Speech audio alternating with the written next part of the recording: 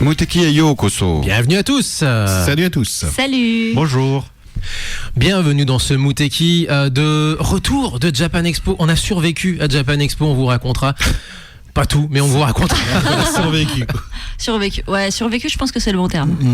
Ça a été 4 jours assez intenses, effectivement. Notamment pour toi, Léo, qui était sur scène, pour moi qui ai couru de partout, et pour toi, Violaine, qui a couru un peu partout en France. Ouais. Aussi, en préambule. Moi, je trouvais que juste la Japan Expo, c'était pas suffisant. C'était déjà pas suffisant, exactement. Faire du sport, c'est bien. On a ouvert cette émission avec les jeunes années, des très jeunes années de Olivia Loufkine, si vous vous souvenez.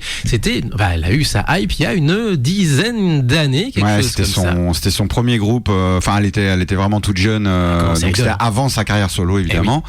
D&D, donc c'était la grande période de la dance des années 90 chez Avex, avec Strax. Un groupe qui n'a eu qu'une durée très éphémère, puisqu'elles ont fait un seul album, mais qui par contre a lancé Olivia, sachant qu'Olivia était déjà très mise en avant dans le groupe, sachant qu'elle chante en fait beaucoup de chansons seule, notamment celle-là, Remembering Yesterday. Et elle était effectivement assez lancée, c'est comme mise en avant dans ce projet-là. C'est les chanteuses comme ça qui commencent dans des groupes comme Amulo Namie avec les Super Monkeys, etc. C'est un exemple extrême. Oui, mais rapidement elles sont isolées elles sont mises en avant, puis isolées pour préparer plutôt pour lancer une carrière solo. Olivia qui a eu une très très belle carrière solo, pas forcément longue, mais effectivement très jolie. C'est pas ça, mais pas une carrière à succès. Oui. Mais par contre, qui a fait beaucoup de très très bonnes choses. C'était un rock goth très inspiré, très référencé. Et ensuite, elle est partie sur de l'électro rock. Là, elle fait plus rien depuis une dizaine d'années, je crois. Elle est du côté de la Californie. En fait, vous pouvez la suivre sur les réseaux sociaux. Il y a rien de confidentiel là-dedans. Elle était passée à Paris. Je voulais y aller absolument à l'époque. Il y a parlant d'une quinzaine d'années, je crois que c'était en 2010 ou 2011, puis j'avais pas pu y aller. Mais il l'avait fait venir à Paris, jamais à l'époque. Bien sûr. Et puis elle était carrément passée sur scène, et puis on l'avait rencontrée, et puis elle nous avait fait aussi un très joli jingle d'ailleurs à l'époque. Il faudrait ressortir, ça fait longtemps qu'on l'a pas écouté. Attends, il est prêt là, c'est tu l'as calé. Il est juste là. Hi, this is Olivia, you're listening to Muteki. Voilà, ça c'est sobre et efficace, un peu comme nous, tu vois, j'ai envie de te dire. Les fleurs, je te jure. Putain, il va faire chaud aujourd'hui, je vous le dis. Pour la petite histoire, Olivia, qui est issue de l'Okinawa Actor School, donc qui est une école de chant, de danse, d'art dramatique, donc à Okinawa, qui est une fabrique à talent. Dapomp vient de là. Il y a beaucoup de comédiens de doublage aussi. Et également, tout à fait.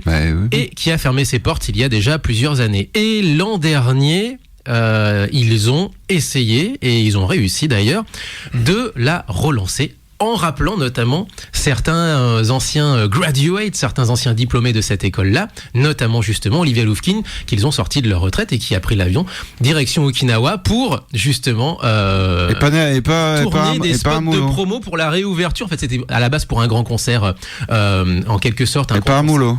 Ils l'ont pas rappelé. Non, c'est un peu trop cher pour le coup, je pense. Mais alors elle, dans le genre idole absolue de l'école, mais ils auraient bouffé le budget de l'année de l'école. Et il y avait d'argent, 10 ans, ouais. Alors voilà, donc du coup, le concert a été relativement un succès et a amené à la recréation de cette Okinawa Actor School, qui est aujourd'hui donc disponible là aussi sur les réseaux sociaux. Vous pouvez voir leur activité et donc les nouveaux talents de cette nouvelle cuvée. Très bonne chose. Actor School. Allez, on va justement aller sur des nouveaux talents, si vous le voulez bien. Alors, je voulais proposer d'autres nouveaux talents, mais on verra plus tard. C'est un peu touchy. Est-ce que, par exemple, le boys band de Yoshiki t'intéresse, mon grand? Pardon. Donc le fameux groupe là qu'il a monté sur YouTube, qu'il a montré justement, qu'il a amené avec lui, qui avait l'air d'être un mélange de K-pop et de K-pop et J-pop. De K-pop et de J-pop. Je te laisse réfléchir. De K-J-pop.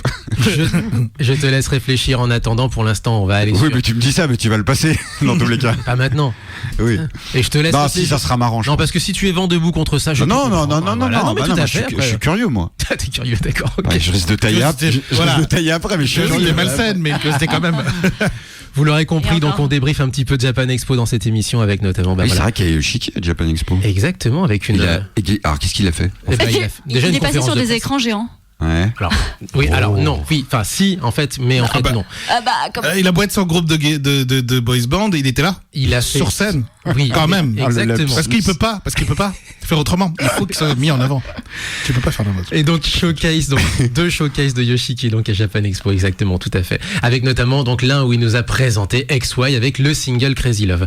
Donc bon, si tu es curieux, on le passera tout à l'heure effectivement. Mais pour l'instant, j'ai hâte. Non mais j'ai envie j'ai envie de soutenir quand même des jeunes talents qui n'ont pas la même visibilité. Je pense que c'est bien résumé effectivement. Une petite Yuka qu'on avait présentée en fin d'émission de préparation à Japan Expo il y a quelques semaines de ça avec un de ses singles et qui est passée sur scène là aussi, et on a eu l'occasion de discuter un petit peu avec elle, pas une vraie interview mais on a pu discuter un petit peu en japonais de survie si j'ose dire, et elle nous a expliqué qu'elle avait déjà une petite carrière avec plusieurs disques, notamment des versions, donc deux albums, enfin 2 EP en réalité, un en version orchestrale et un en version acoustique, seul à la gratte ou au piano.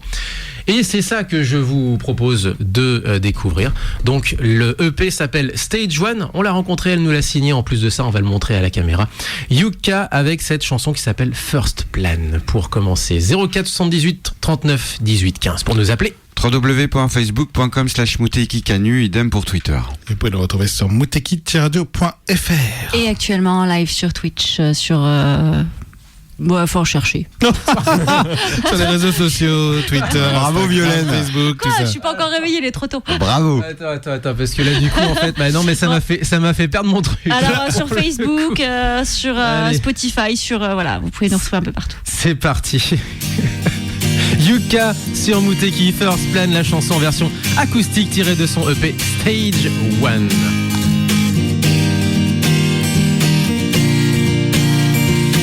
ところ適当だけどそれも許してね今が見頃桜並木まあ単純なプランきっとバカな僕は下手して君の気分そこね口滑り乗り滑り次の約束も滑りそうねえ見て川のほとりの方は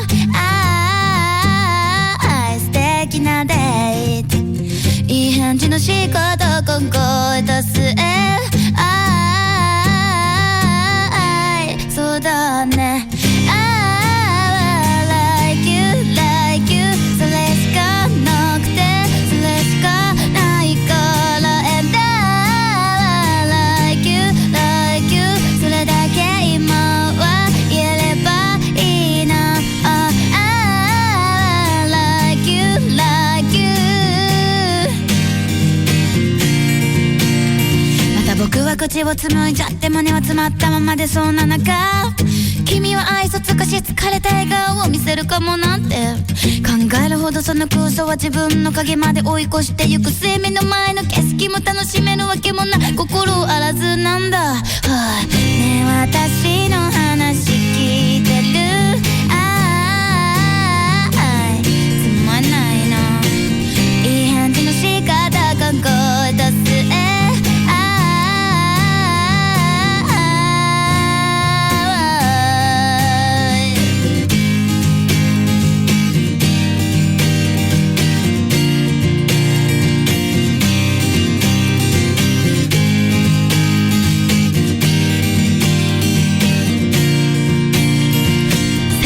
散らす冷たい風を思い切り吸い込んでうまくいかないことばっかりのため息吐き出した何もかもぶつかない状態で君を前にしてまた来年も来ようねって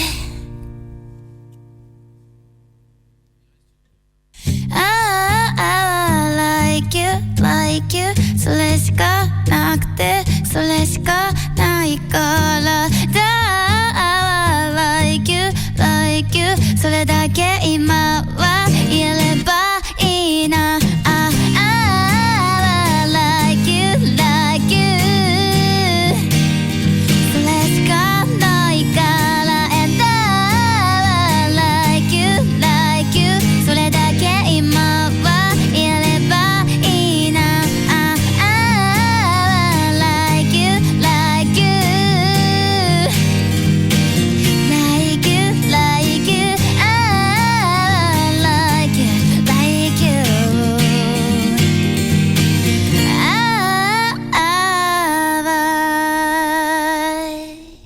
シンギンコスプレイヤーひかりです。無敵に出演します。ぜひ聞いてください。お願いします。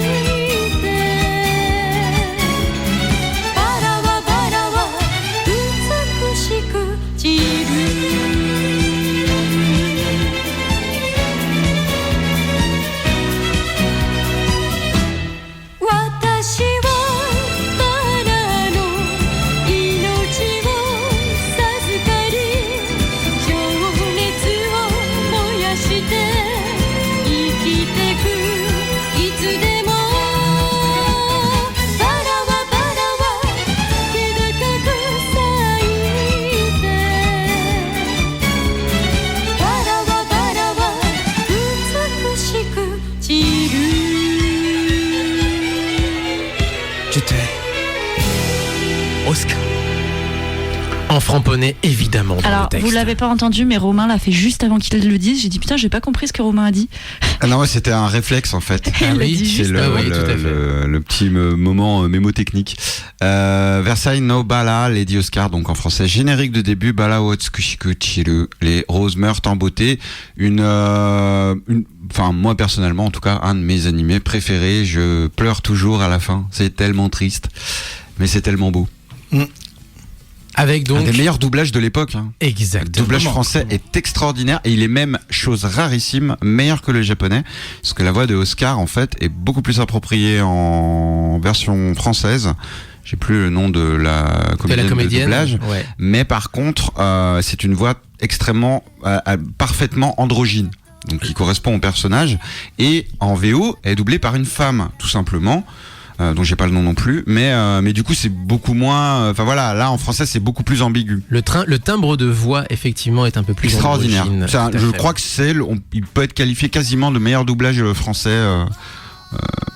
Carrément. Okay. Tu nous as vendu ça, mais alors nickel. L'occasion justement de vous rappeler que dans nos archives, nous avons toujours l'interview, l'émission spéciale en direct avec Jean-Pierre Savelli autour de Michel Legrand qui avait signé la BO du film de 79. Oui, il y a un film live de Lady Oscar. Je crois qu'il n'est jamais ressorti.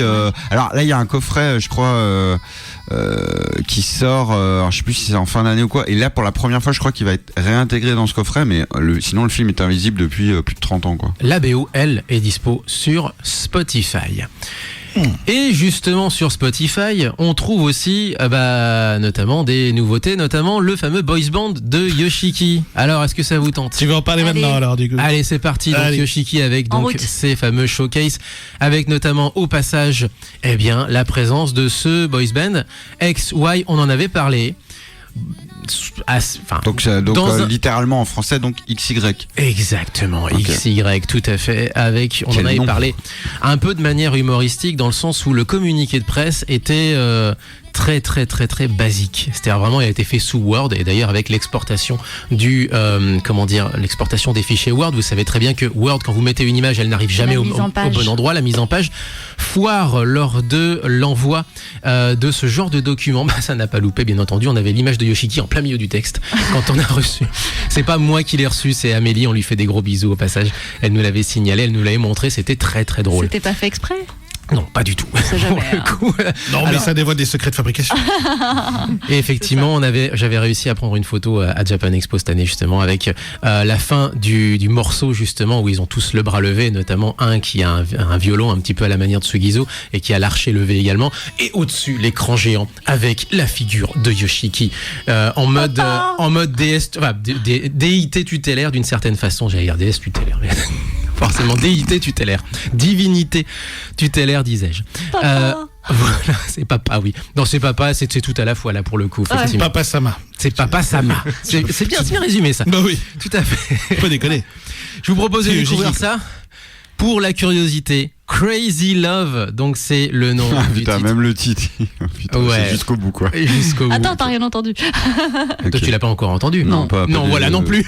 Voilà, aucunement. Et là, donc, il a pas joué le dernier titre de X en exclu ou... J'ai pas vu tout. Alors malheureusement, j'ai pas vu tout le showcase. Donc si ça se trouve, oui, malheureusement, je ne l'ai pas. Je pensais plutôt à ça, moi, mais. Okay. Et oui, il y a un nouveau titre de X, mais toujours pas d'album en vue, bien entendu. Allez, en attendant, il y a les Last Rockstars, il y a son boys band, il y a son projet classique, il y a ses cartes de crédit et ses différents placements produits. Il y a aussi Yoshiki, il y a aussi du vin, il y a aussi des kimonos. Bref, Yoshiki, il est partout à la fois, et il est devenu d'ailleurs en début de mois de juillet présenté Maison Yoshiki, je ne sais pas ce que c'est, mais visiblement une nouvelle marque de sa galaxie promotionnelle. Allez, c'est parti, sans plus attendre, parce que vous attendez ça effectivement, ne serait-ce que par curiosité, je le sais et vous n'osez pas l'avouer. Crazy Love de XY en français, XY en anglais. C'est parti sur Muteki.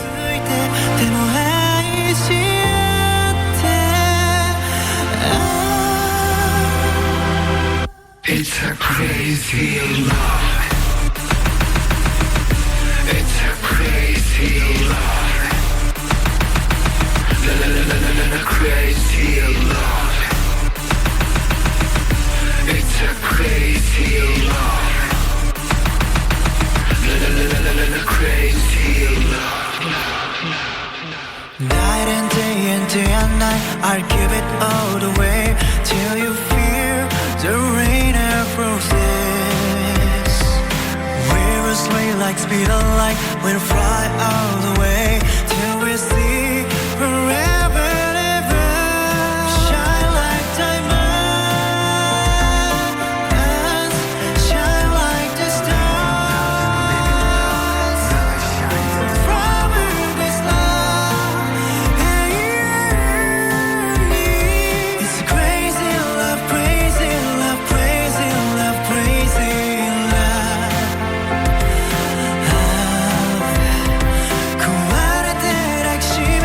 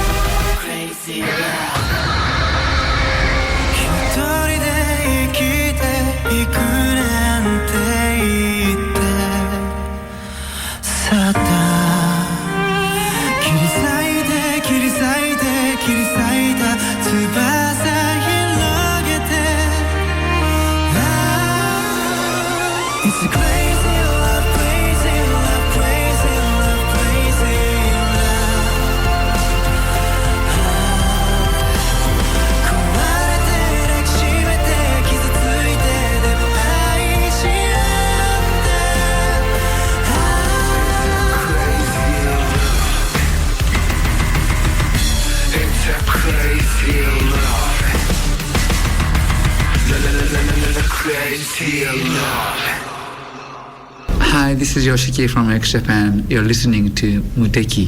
Hi, I'm Toshi. You're listening to Muteki.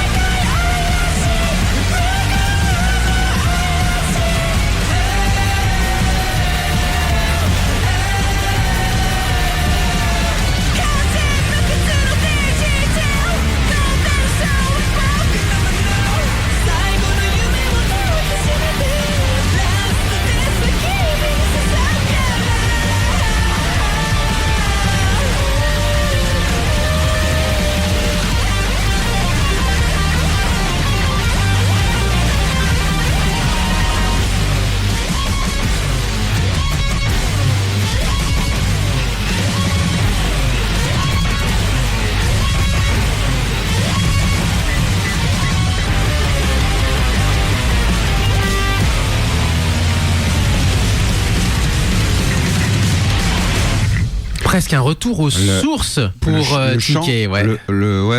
Ticket de Lin Toshitashi Gure. Ça s'entend, on reconnaît vraiment sa voix quand on connaît le groupe. Direct.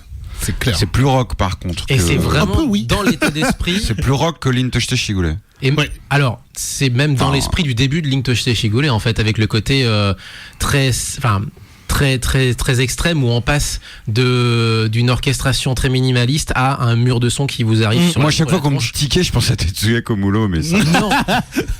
Non, en fait, pas du tout. Quoi. Pas du tout. Rien à voir. Rien. Ticket from Lintoshite Shigure, c'est l'ending numéro 8 de Chainsaw Man First Death. Franchement, c'est trop bien parce que chaque ending, si vous écoutez bien, parce que je l'ai remarqué récemment, il y a toujours un moment dans la chanson où il y a un son qui rappelle, un instrument qui joue un son qui rappelle la tronçonneuse. Oui. Donc, là, c'était clair voilà, sur le début et la fin. Sur la fin. Ouais, le début et la fin, tu sens le son qui rappelle. Il avait du mal à démarrer, on l'entendait, ça répétait 3-4 fois. Là, tu sentais qu'il démarrait. Il avait pas remis assez d'essence. C'est ça. Et juste avant, c'était donc Crazy Love, le single que désormais pour votre culture générale vous connaîtrez, de XYXY, le boys band drivé par Yoshiki. Yoshiki donc qui avait formé ce boy band suite à un télécrochet en fait. C'était un télécrochet qu'il organisait lui-même. C'était sur YouTube. Il a fait pas mal de. J'appelle ça télécrochet. Ouais, c'est ça. Au final, YouTube crochet. Donc en fait, c'est un télécrochet 2.0 quoi. Il organise un télécrochet et c'est son groupe qui gagne. Oui, exactement. Ouais, ça, je dis rien. Non, mais c'est comme Popstar. En fait. Non, mais il organisé en gros, il cherchait. Sélectionne. Voilà, il est parti de rien. Il avait plus ou moins son concept. Je pensais qu'il avait présenté son groupe et que c'est son groupe qui avait gagné. Non. Il a créé son groupe et il l'a filmé. Recruté les membres du groupe. Tu t'es cru en tournoi du pouvoir avec Monsieur Satan qui présente son petit chouchou. Monsieur Satan. C'est un peu ça. Pardon, oui. Mr. Satan. Mais non, mais tu t'es cru dans l'animé où avec le vieux complot dégueu en mode on va l'amener en donnant du pognon et on va le faire gagner, mais il gagne pas parce qu'il y a des tropes et puis que le MC il a la plot armor. Ouais. Il a l'armure de l'histoire, l'armure de la narration. C'est ça. L'armure de la narration. Tout à fait. Donc voilà, ça m'étonnerait que leur carrière soit longue, mais en tous les cas, voilà. Ils auront fait un tour à Paris. On n'est pas sûr. Oui. Alors déjà, ça leur a payé le voyage à Paris. Franchement. Pour eux, c'est bien. Pour le groupe, c'est sympa. Mais je suis pas sûr que derrière, en plus, vu le temps que met Yoshiki sur la production, qui est délirant, je suis même pas sûr qu'il y ait un album. Hein. Parce que et souvent, il reste sur un single et puis il voit si ça marche pas, il part sur autre chose. Il est tellement perfectionniste qu'effectivement, en prod, ça doit lui prendre un temps fou pour pouvoir faire un truc. Ouais, mais t'en as qui sont extrêmement perfectionnistes et ça donne des albums de ouf. Tu regardes Utada Hikaru, l'album Fantôme, qui est son album d'il y a 6-7 ans, c'est un des trucs les mieux produits que j'ai jamais entendu au Japon. C'est une dinguerie. Elle s'est entourée de plein de monde. La production, elle est mais phénoménale. Donc là, d'accord, tu vois, elle met du temps et tout, etc. Et Yoshiki, c'est toujours les mêmes arrangements, c'est toujours les mêmes trucs. Après, on va dire que je l'aime pas. Je l'aime bien, moi, Yoshiki, j'ai rien contre lui. Je veux dire. Au contraire, je pense que c'est. X, ça a été pour moi quelque chose d'important. Voilà, mais. Romain.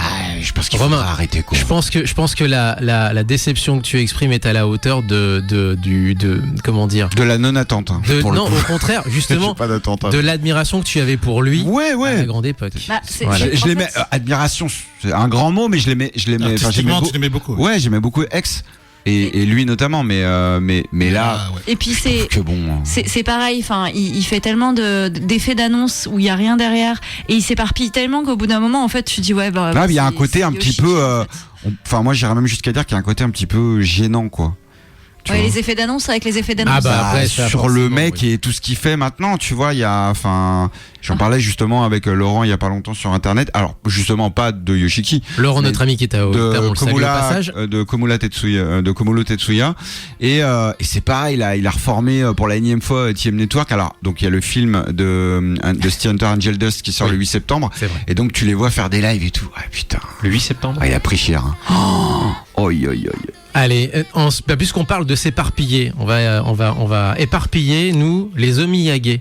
Parce qu'on n'est pas venu les mains vides. On est venu pour des petites choses pour vous, qui êtes au studio avec nous. Parce que du coup, Léo, je sais, Léo, tu as été pendant 4 jours avec la team Epic. T'as rien vu.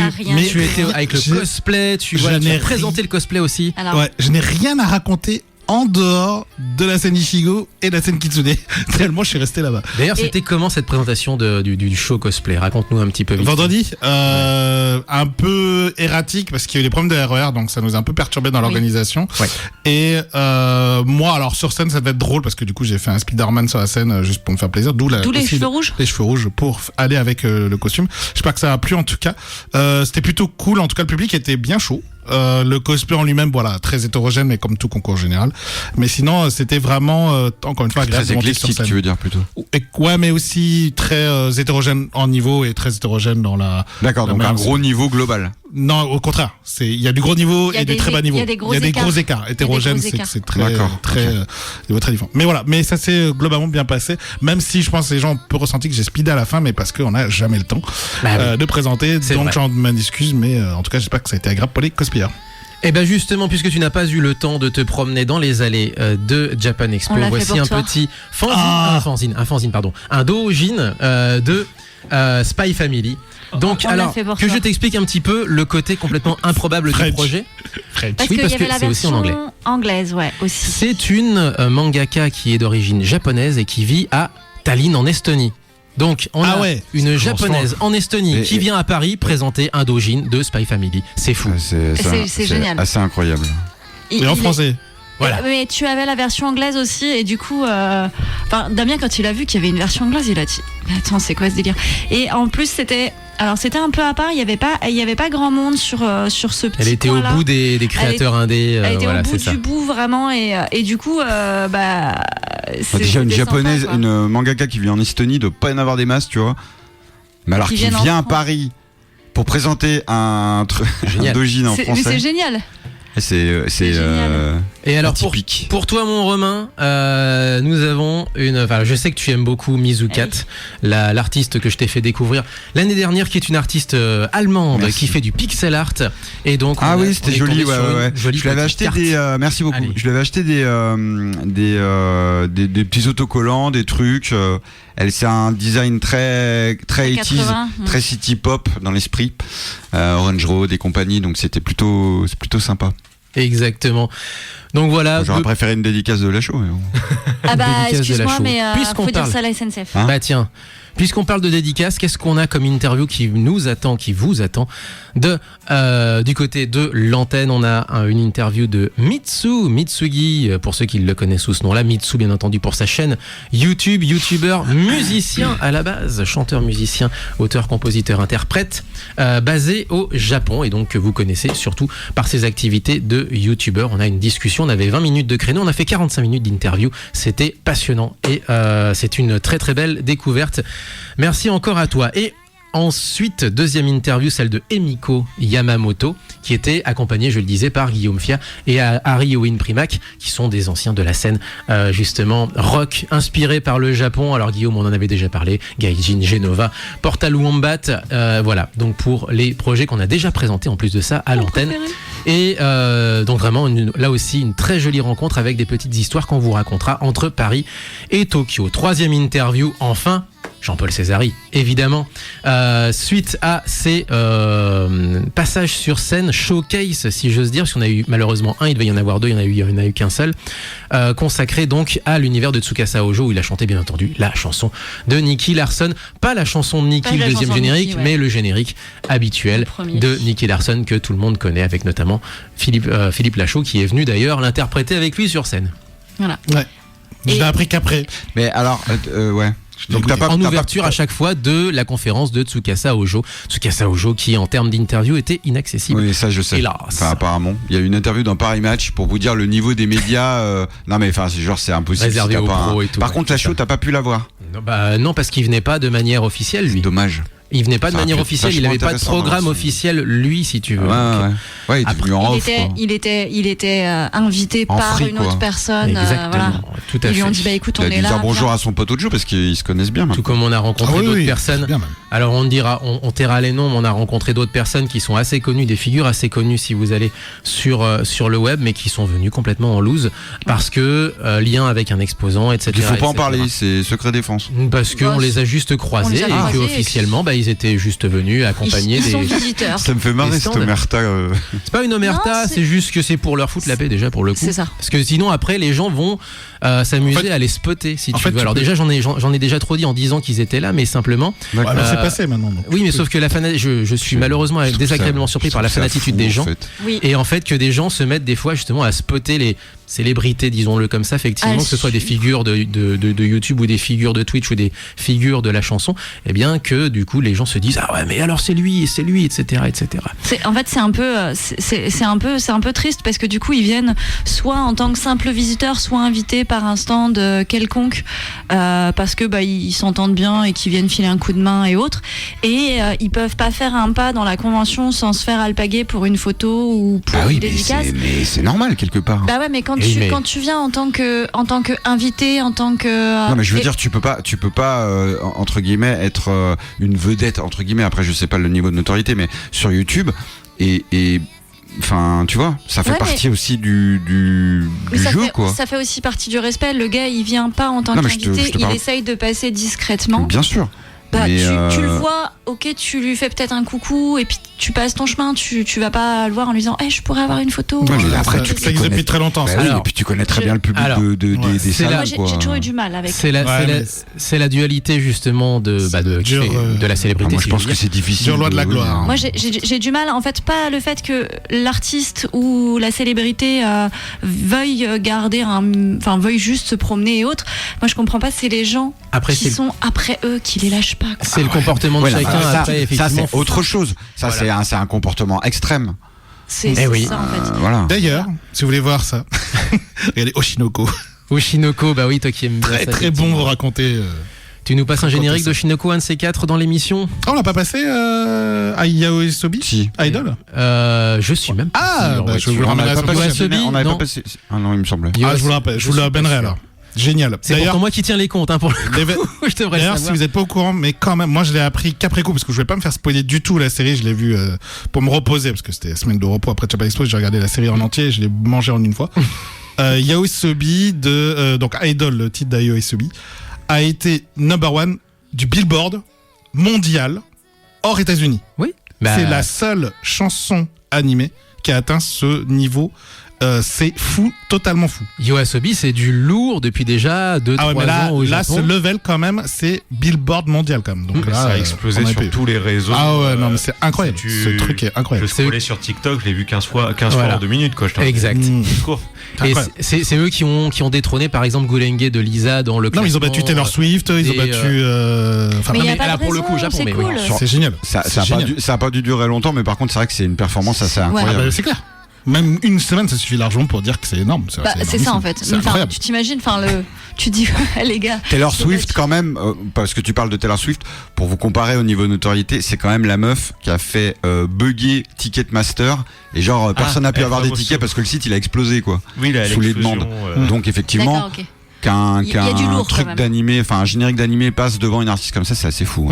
Allez, puisqu'on parle de générique et d'animé, etc., on n'aura pas forcément le temps de passer deux devinettes, mon Léo. J'ai quelques news en plus donc. Alors du coup on va passer un générique et puis après on passera aux news. Alors l'évident ou le opening ending? Non l'évident. S'il te plaît, je veux jouer. Ça commence par H les deux, donc il y en a un qui commence par H-E et l'autre commence par H-I. Oui, que je connais tous les deux. Ah, tu connais tous les deux? Ouais, les deux. Alors allez, pour le fun, passe le H-E. Allez. C'est l'opening et l'ending. Alors je vous avoue, j'ai cherché. C'est le plus dur. Non, ça va être très bien, t'inquiète pas. J'ai passé 1 heure à essayer de trouver la version complète, la version intégrale de l'opening. J'ai pas réussi. Pourtant, j'ai cherché en katakana. Tu l'as? On l'a. Ah, tu l'as en entier. On l'a sur la web radio de l'émission. Muteki-radio.fr, le lien en haut à droite.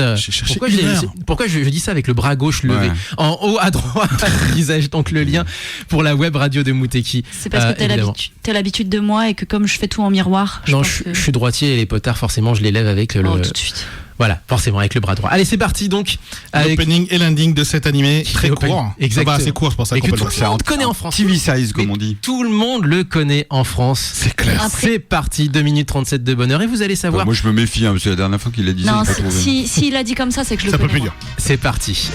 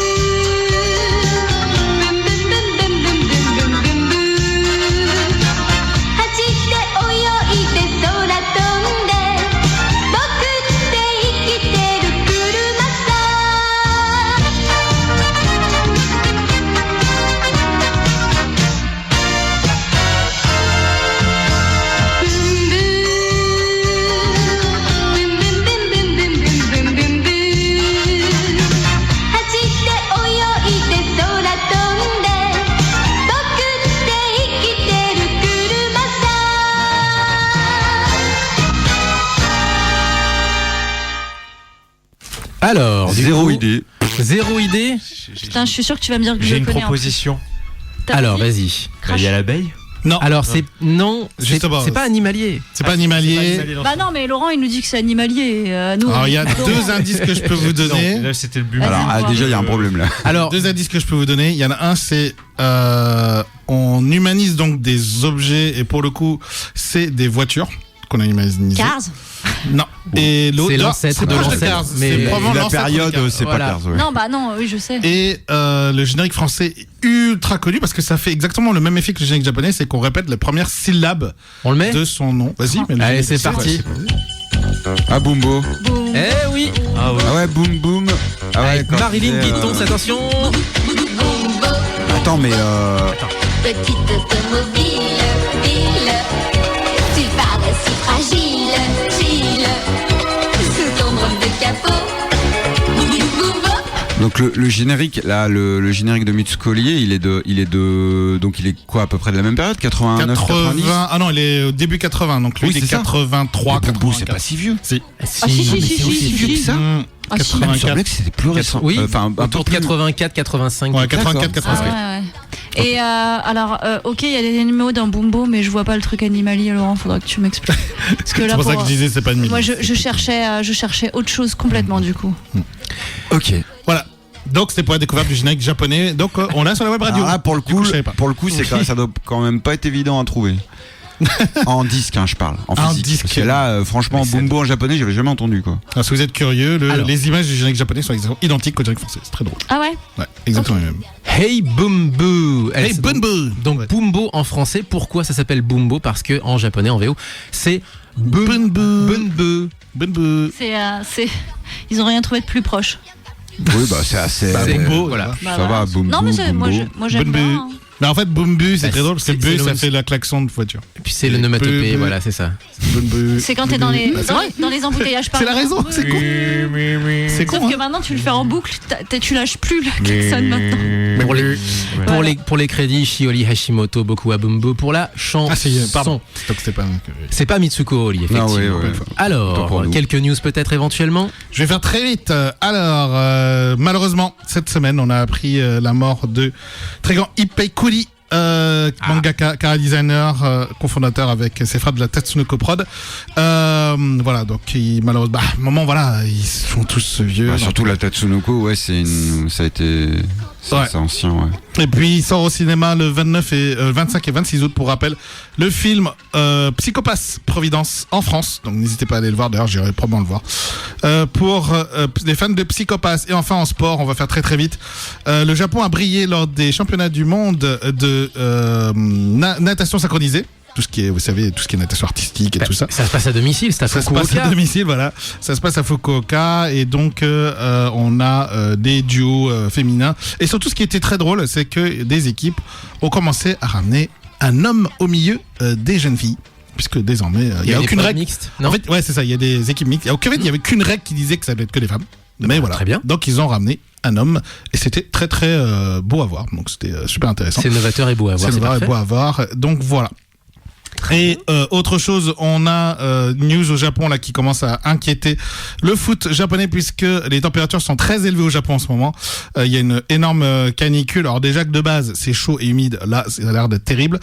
Et du coup il y a des grosses inquiétudes sur la J-League qui envisage de changer le calendrier pour éviter les mois d'été, ce qui serait une révolution de toute façon. Ouais, mais à mon avis, ils vont être obligés d'y venir, hein, vu les étés qu'on se tape maintenant. Alors, te dirais par exemple, alors on salue au passage Asie Rugby justement qu'on connaît, voilà, qui est basé sur Toulouse, un blog qu'on vous invite, un site d'information qu'on vous invite à lire en français en plus de ça sur toute l'actu du rugby asiatique, japonais surtout, mais pas que. Et lui justement on parle déjà en creux en disant que la J-League, ça fait déjà un petit moment qu'ils veulent changer le calendrier et s'aligner notamment sur les championnats européens. Pourquoi ? Parce qu'au milieu de saison, vu que c'est la fin des championnats européens Donc pour nous là chez nous, eh bien eux ils se retrouvent au milieu de la saison avec la moitié des joueurs en moins parce que les meilleurs talents quittent le Japon pour aller chercher fortune en Europe. Ailleurs. Fortune aussi au Japon, mais simplement le niveau de jeu est pas le même. Et du coup, eh ben au milieu de saison, toutes les cartes sont rabattues. C'est quand même pas très très fair play. Et du coup,